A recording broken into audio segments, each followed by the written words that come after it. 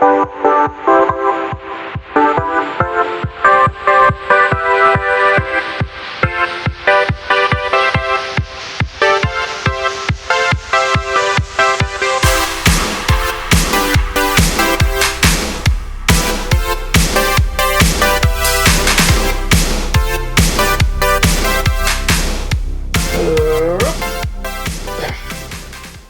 there, Pirhana Pals! You know, over the past few years, I've been playing a lot of indie games. So let's talk about them! And rank them. Let's do it. So here's my tier list. I'm going to be ranking all of these games S, A, B, C, D, or F. First up, Trailblazers. As a younger plant, F-Zero GX was one of my formative gaming experiences. Truly, one of the hardest games I had played at the time. Ever since, with Nintendo refusing to continue the series, I've been hoping someone else would pick up the slack. Trailblazers can best be described as F-Zero by the way of Splatoon. As you race around the course, your vehicle paints the track with its colour. On the following laps, any of your paint you drive over boosts your top speed. However, the game just doesn't quite get fast enough to scratch the F-Zero itch. I'm putting it in B.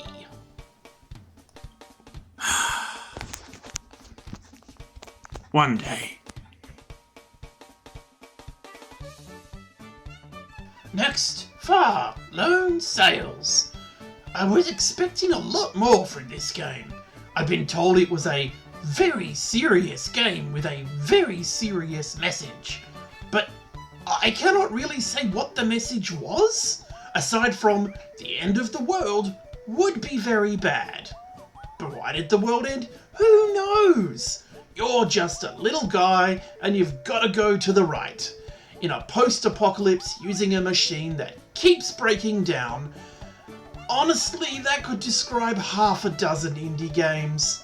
It's just not unique, and the mechanics are extremely janky. In my 1 hour playthrough, I fell through the world and got stuck several times. This is going into the D.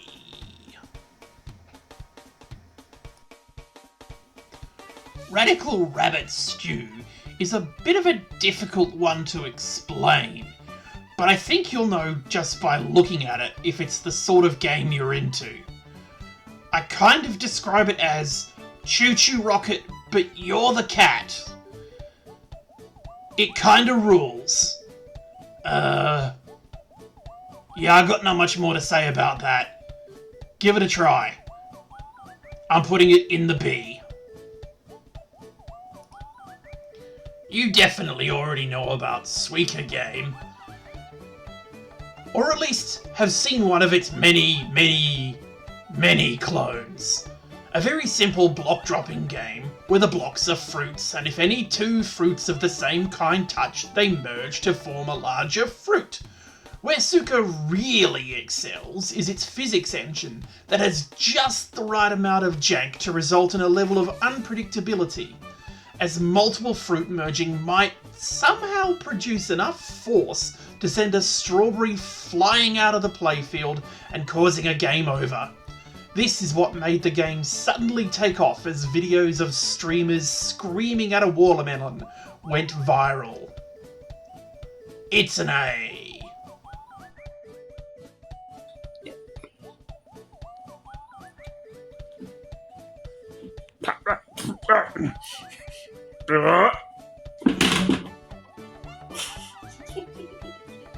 It didn't work. Next up, Grapple Dog. Grapple Dog is easily the best grapple-based game released in the last few years. The use of the swinging mechanics to launch the dog in any given direction works wonderfully, with some of the best in-air controls in a 2D platformer I've ever played. The graphical design is extremely cute and colourful, and most importantly, the momentum feels perfect. And yet it's still a B. So here's one you've probably never heard of. Save Room. Resident Evil 4 had a very interesting item management system that was effectively a puzzle game. Rather than being able to hold a certain number of items, instead each item takes up a certain amount of space in Leon's case. That served as direct inspiration for Save Room, which is literally just a minigame revolving around fitting all items into a case. It's so close to copyright infringement, I'm honestly surprised Capcom never said anything, but I am glad they didn't, as it's a fun little game. This one's in the C rank. Oh, Neon White! Neon White is an astounding indie game.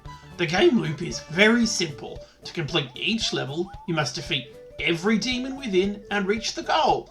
Weapons are collected throughout the levels as cards, with a unique twist being that each card has a secondary function when you choose to discard it.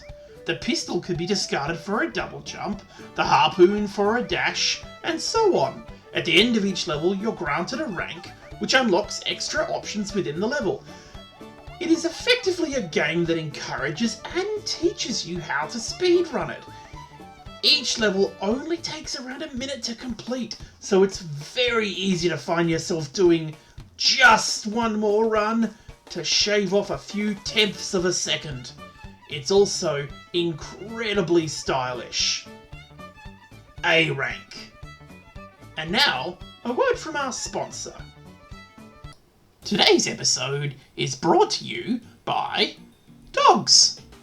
This is a dog. Do you want a dog? Dogs are obedient. Down! Off the couch! Get down! Down there! Ah! Dogs are smart. Dogs are dogs. For 10% off your next dog, go to doggo.com and enter the code PLANT20. And back to the video. Lunistus.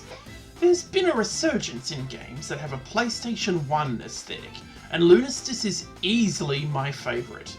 A high-speed 3D platform with extremely precise controls, it feels like a lost classic with some modern conveniences. It's not much more in-depth than simply go from the start to the finish and collect all the things, but that's all I really wanted from it. That's a B.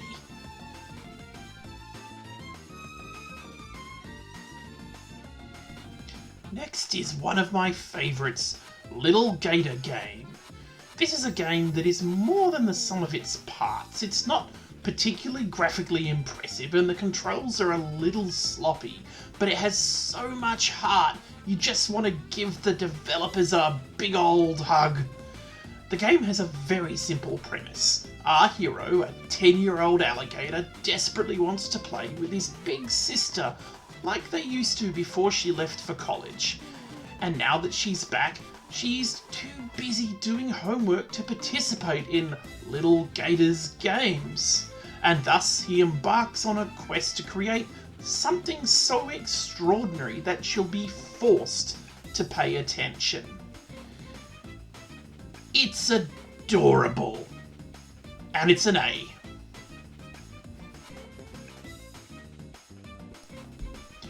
Of all the games on my list, Melatonin is probably the one I need to revisit the most. It's rhythm heaven with an extremely chill, lo-fi aesthetic, but at the time it just did not feel quite as polished as it needed to be. Maybe on a revisit I'll think more of it, but for the time being I'm going to put it in the B rank. And now, a word from our second sponsor. Introducing Game Juice. Not for dogs.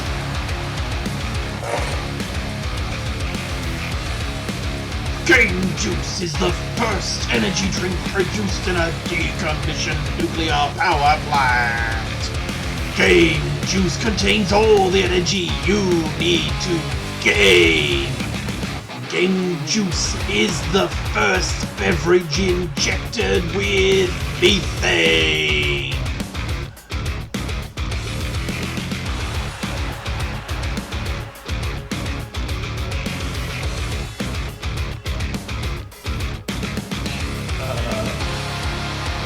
And this is safe for plants to drink, right? Probably. All right.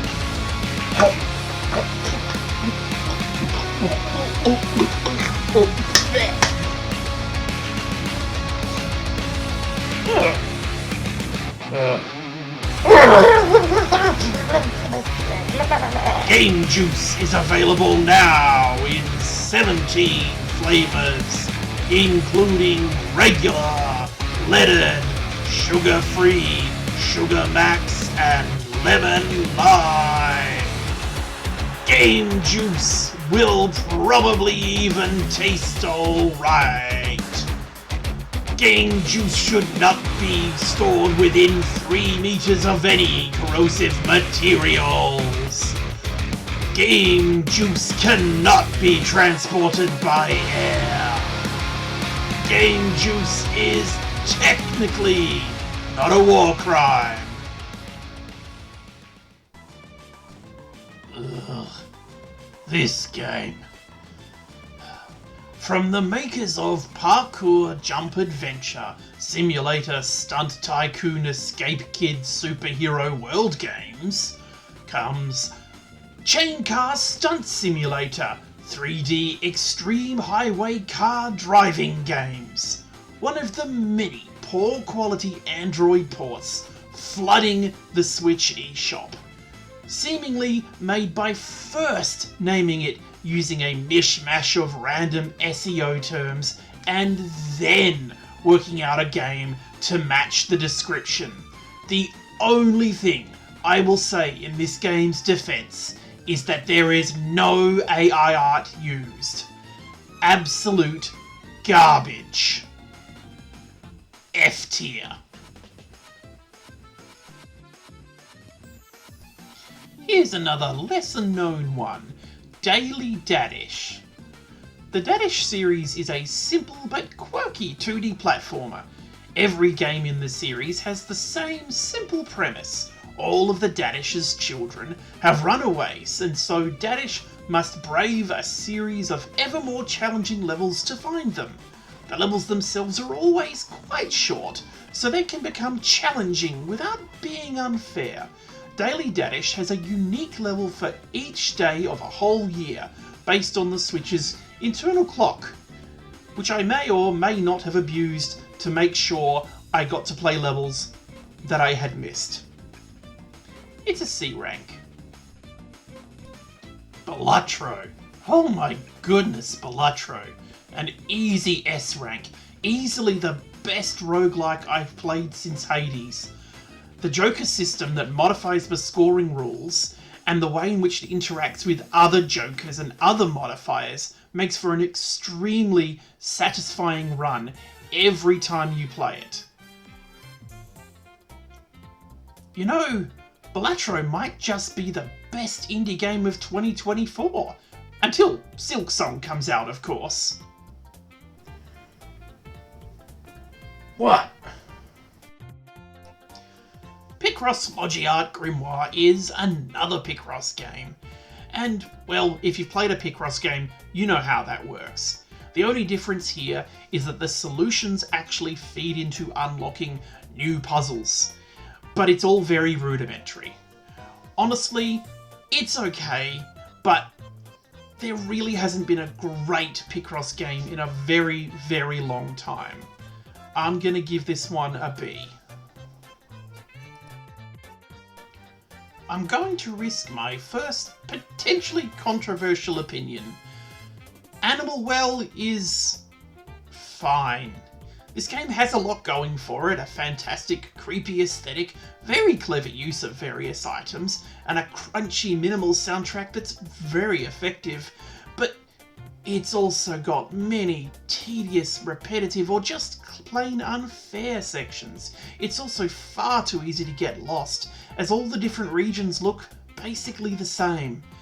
Something that had a lot of people talking about it were the cryptic messages and lore hidden within the game. It feels laser targeted at YouTube creators who'll make 10 crazy facts about Animal Well that will blow your mind videos, but that's just tiresome and not for me. It's a B rank. Little Kitty Big City is the final game in this video, and probably the first I've played to completion on launch day in years. And yet it wasn't that great. It's pretty glitchy, and there were more than a few circumstances where honestly I had no idea what I was supposed to be doing. However, what does work, works very well. And it's quite short, so it's worth giving a go, especially if you've already got Game Pass. I'm going to give this one a B rank.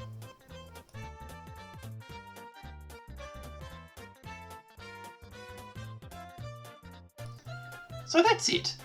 Do you agree with me? If you don't, that's fine, but I am not reading the comments. I am far too emotionally fragile. Well, that was fun! I wonder if there are any other tier things I can check out on this website.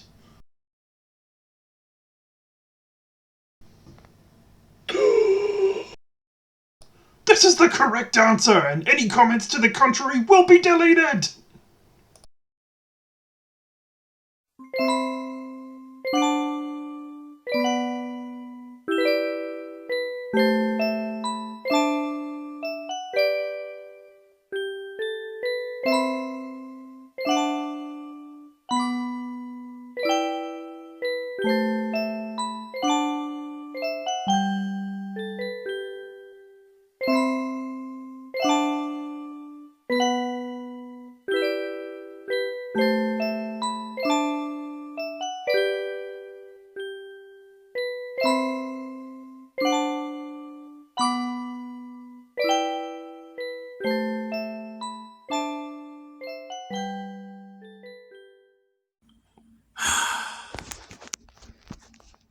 One day. Falcon punch! What? Falcon punch! What? Falcon punch! What? Falcon punch! What? This is not. Falcon punch! Falcon punch! Whoa! This is not what. Falcon punch! Whoa! Falcon punch! Maybe you shouldn't come back. I just asked me being the video. Sit! Sit! Sit!